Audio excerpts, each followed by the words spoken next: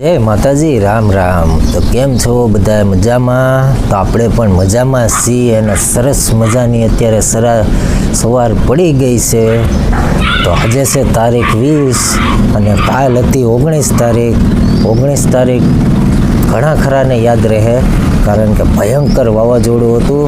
તો આપણે તો મકાન ને બહુ સારું હોય એટલા માટે વાવાઝોડાની તો કંઈ ખબર ન પડે કેવું છે કેવું નહીં।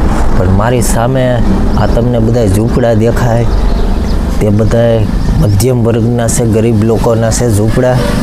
તો વાવાઝોડું શરૂ થયું ને મિત્રો, ત્યારે આપણે એ બધાને કીધું હતું કે કાંઈ જરૂર પડે તો આપણી ઘેરે જ વહી આવજો, કારણ કે આપણે ફળિયું છે બહુ મોટું અને એ લોકોને પવન હોય એટલે ત્યાં રહેવાય નહીં, કારણ કે નાનું એવું ઝૂંપડું બાંધ્યું હોય, હવે એ બહુ પવન આવે તો ઉડી પણ જાય।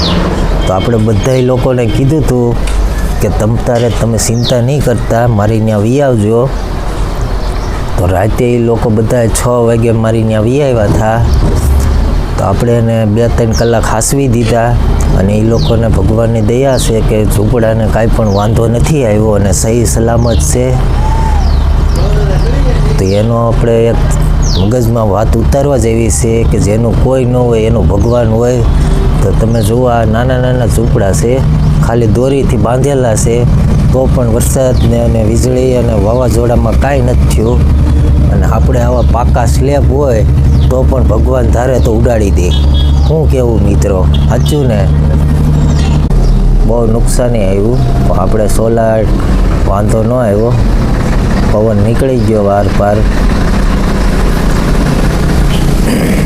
અમારી વાત કરું તો અમારે 1 ઇંચ જેવો વરસાદ પડ્યો હોય છે। રાતે પણ બહાટી બોલાવતો હતો, વરસાદ ને પવન ને ગાજવીજ ને બધું એક હારે ભેગું થઈ ગયું। ખેડૂતને બિચારાને શું કરવું કાંઈ સૂઝ્યું નહીં હોય રાતે, કારણ કે અત્યારે બધાની વાડીમાં ઘઉં પાકી ગયા, ચણા પાકી ગયા। તો આ વરસાદ નુકસાનવાળો હતો। તો હવે આજ ખબર પડશે કોને કેટલું નુકસાન થયું, કારણ કે ઓસિંતો વરસાદ આવે ને એટલે નુકસાન તો થાય જ નહીં। આ ઉનાળો કહેવાય, ભર ઉનાળામાં માવઠું થાય તો બધાને નુકસાન થાય, નાના મોટા બધાને નુકસાન થાય જ। તો મારે પણ થોડુંક ઘણું નુકસાન થયું છે, કારણ કે કેરીનો બગીચો હતો, કેરી ખરી ગઈ। આપણે સણા તો હતા પણ આપણે 5 દી અગાઉ લઈ લીધા હતા એટલે કાંઈ વાંધો નથી આવ્યો।